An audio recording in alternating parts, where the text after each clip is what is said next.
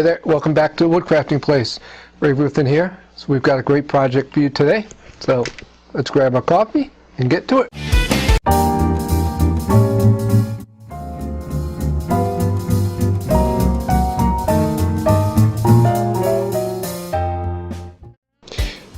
The table saw, which you can see here, will be the primary tool used for this project. A couple key elements to the table saw as you're cutting. As you see, I have the square set up immediately against the blade. This is one of the two items that you need to make sure prior to your project that blade is perfectly square, which we've established here with our square. The other item is the miter gauge. The miter gauge should line up, and the easiest way I've found is to line it up perfectly with the miter slot. You can just double check, run it up, and you can see right there it lines up nice and perfectly.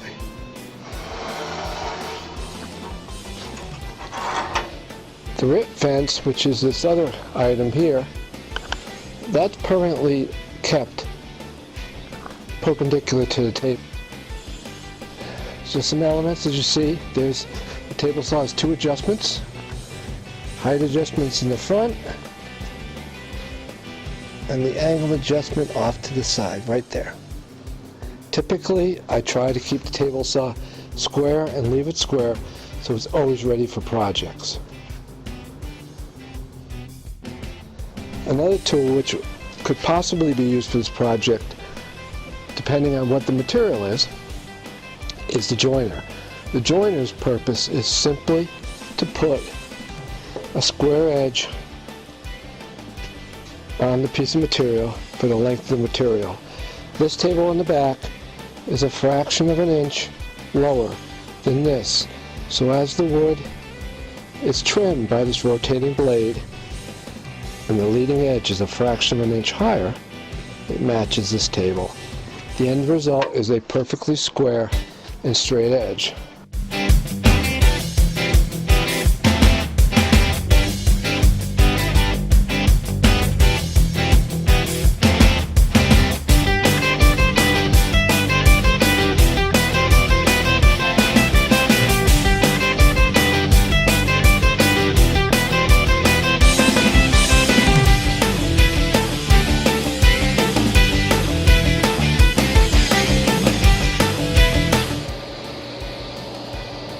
Okay, so we're going to cut these up. Saw's all set. That's good.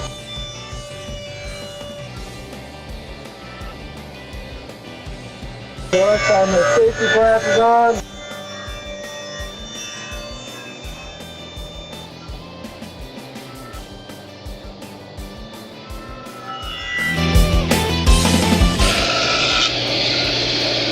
The other thing I'll mention about big box wood, it always comes with planed edges on all sides.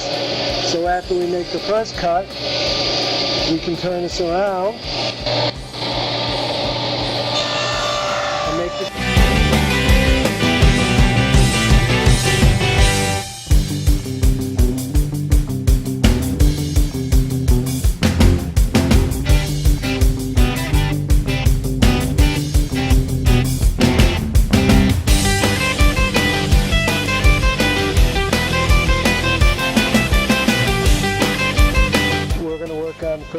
first side pieces. I don't know if you can see it, but I made a little mark there as well. That was to remind myself that although the big box wood comes with nice planed edges and surfaces, the ends are not necessarily square. So I'm going to trim the end so I get nice and square. Then I'm going to measure off of it, cut the length, assuming that once I've done that, I've got a square edge, then I can just cut the side, the end here, I can cut that to length. So let's do that.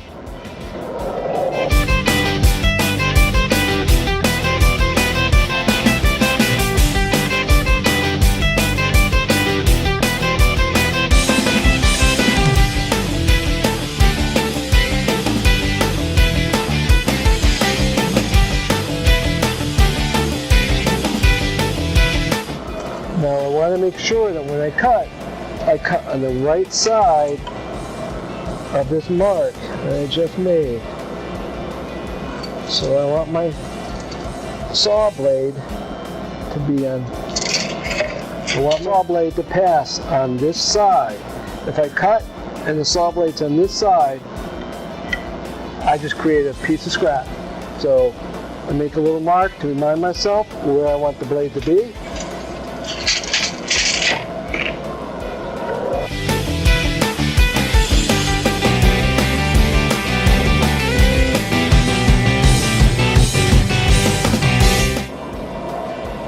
We have one piece cut to length. I'm going to use that, what's called a story stick.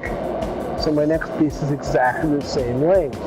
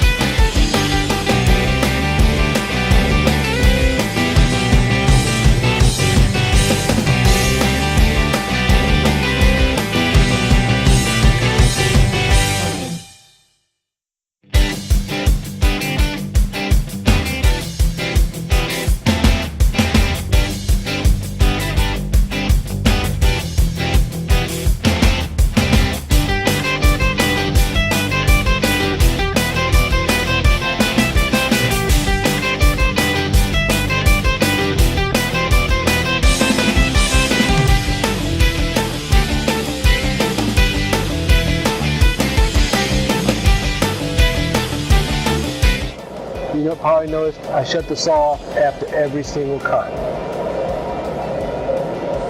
A running saw with no wood in it is not doing anything except creating a hazard.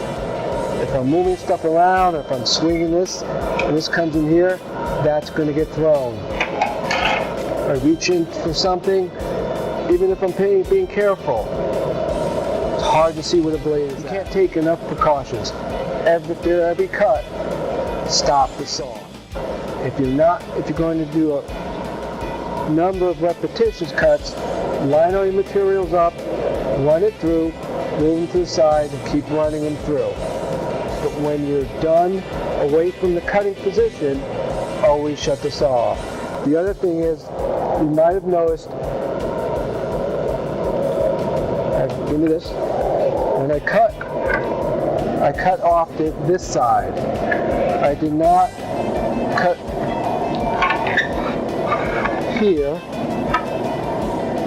I didn't set this gauge here at a certain distance and then push through. And you might think, well, geez, if you set that exactly the right distance, you don't have to worry about measuring. Well, what'll happen is as this gets cut, it'll go between the blade and here, and any twist will cause the blade to grab the wood and throw it. So you never push material that's being supported in a saw in those two different methods, causing a pinch point.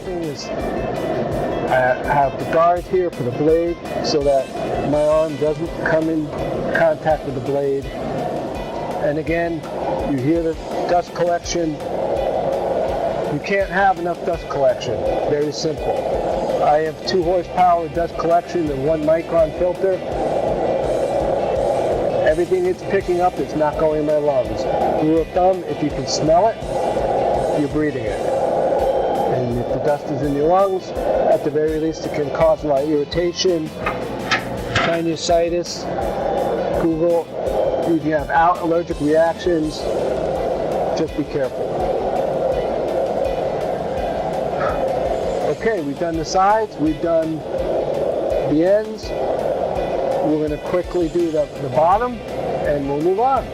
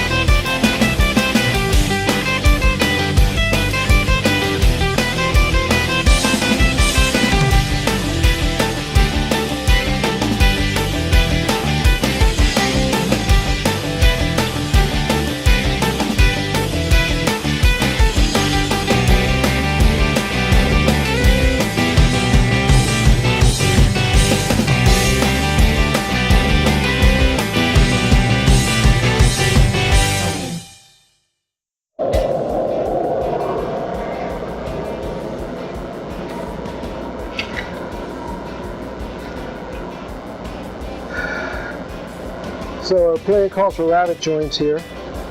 So I will show you how to do those. Instead of just having a straight butt joint across, this gives you way more glue surface to hold your corner much stronger. So we'll talk about that. And I never trust just glue, especially when it comes to clamping and holding. So you might have noticed I'm going to add some brads as well. Alright? So moving on for that. Alright, next for the plan, we're going to cut the rabbet joints. And for our plan, the rabbet joint is 1/2 inch to there, and it's 3/4 inch in. I dimensioned it with this as a 1/4, I know that's 3/4 material. So there's your 1/2 inch right in there.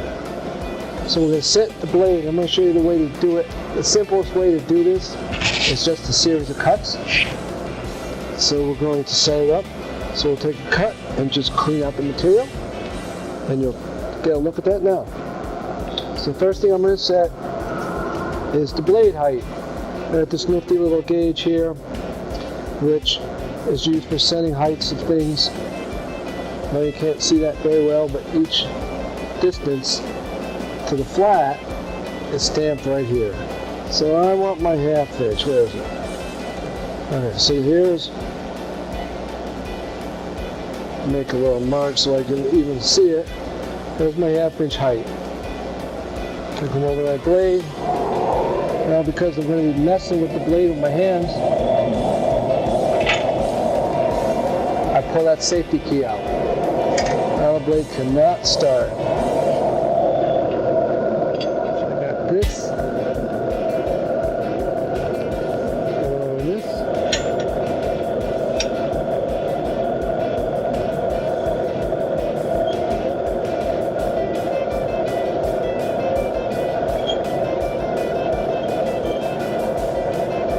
Alright, so once the blade stops moving,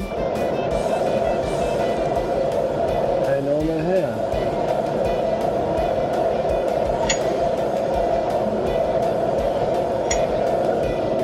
Do this, and it's just nicking it a little bit. A little bit.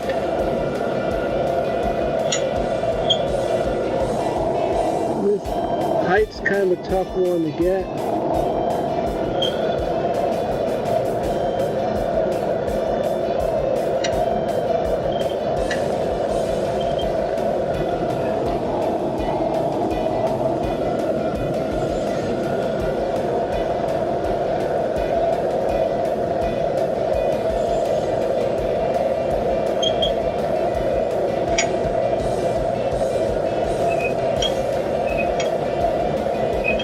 There we go.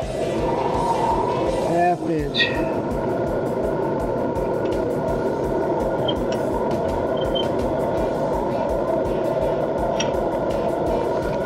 And we're going to do over this a little more. And then a little test cut. She is here.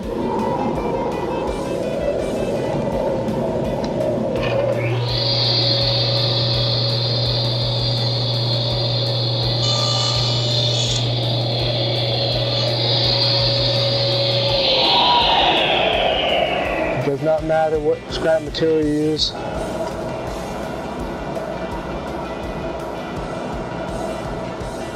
we go. 1/2 inch. I'm ready to go. That dimension. And again, I got to make sure I'm putting the rabbet in the right pieces. I'm doing the rabbet on the ends. And it's 3/4 inch on the right, so I will mark each side.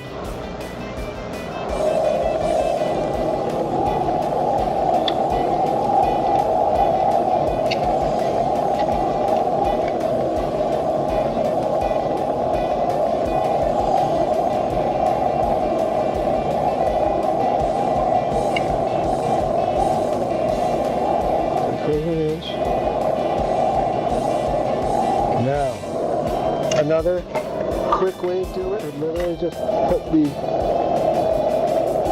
piece that's going in there, right there.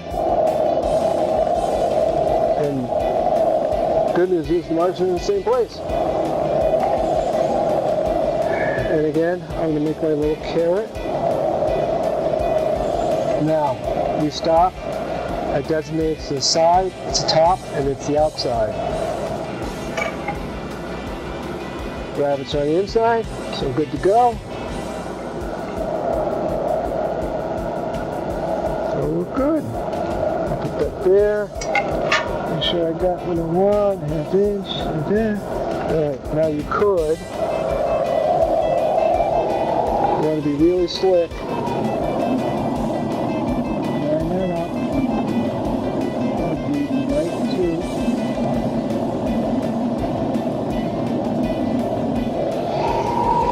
I'm going to make a line on my saw. Now I don't have to mark the rest of the wood. So to make the rabbit, come over here.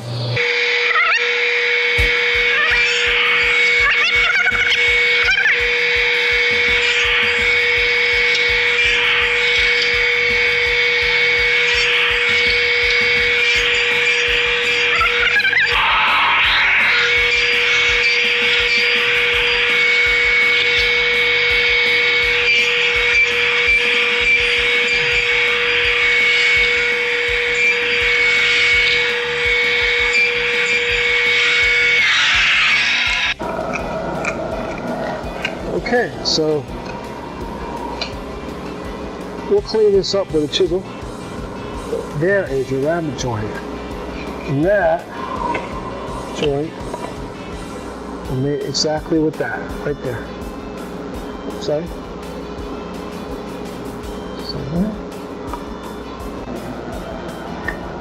Okay, so we have our sides made for the rabbits, our ends made. We just go nicely in there. And the last major detail, can't forget the bottom, which will go right into there, but wait, not yet. It needs one more thing. Per the plan, the bottom is going to be set in a groove, which is very hard to see, I know that, but you'll notice that the dimension on the bottom right here is 12.5, but the inside dimension is 12.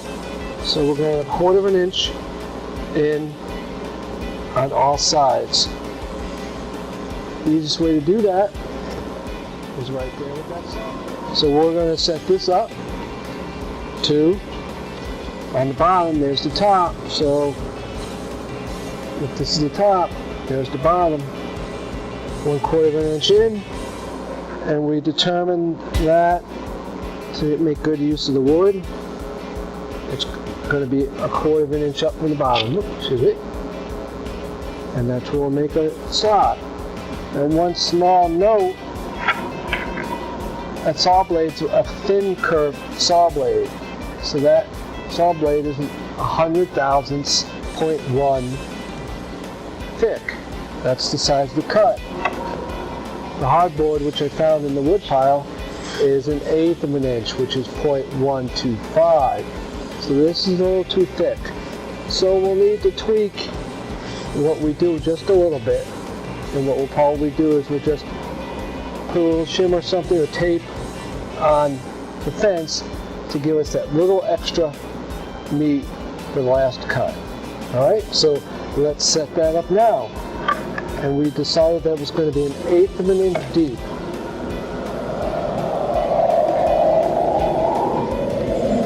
Again, safety always comes first, so I can keep all of my digits. You know, it's all 10, we like to keep it that way. We go back to our little template. Do we go down 1/4 of an inch? We do. Right there.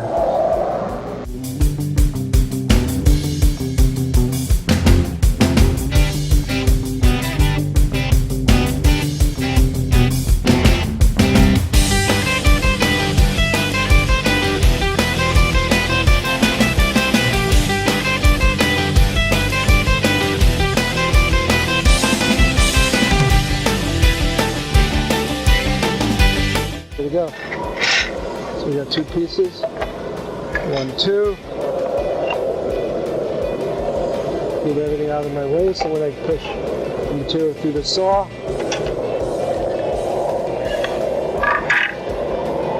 and I'll need all 4 pieces. This way I know when I cut this groove, they'll be exactly the same height from the bottom. Lay it out in front of me. Now that I've marked everything as what's top, what's outside, to side, I know I want to do this.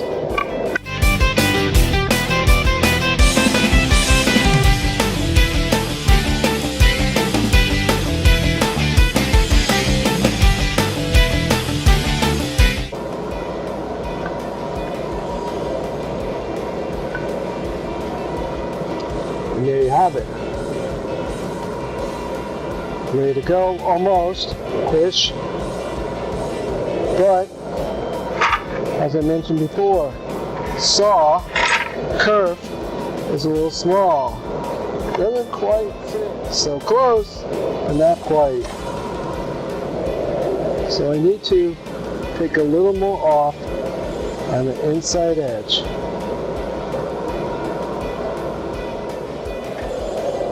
So what I will do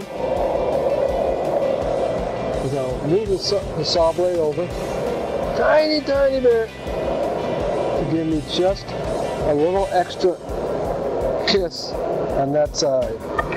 So here's what we're going to do. Remember this? Test cut. That's the one. I'm going to unlock it. I'm going to push it sideways. Not being too scientific here. Just a little bit. You can also buy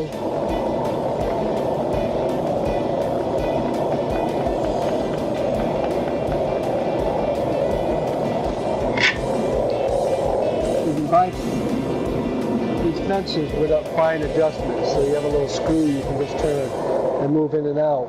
But they haven't put one on this yet, so let's give that a whirl.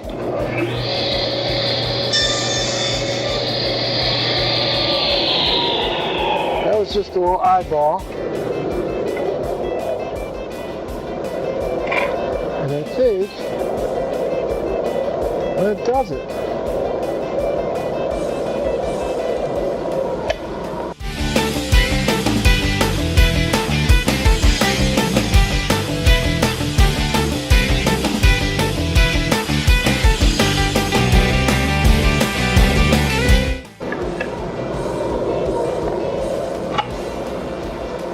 Nice. So you can by now see that this is all coming together nicely. Careful planning.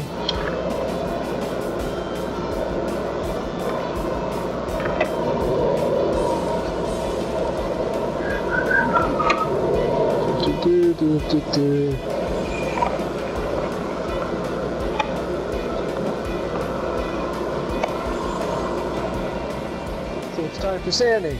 Now, you're going to do a lot of the basic sanding before you assemble, because it's really easy to sand when they're in pieces versus when it's put together.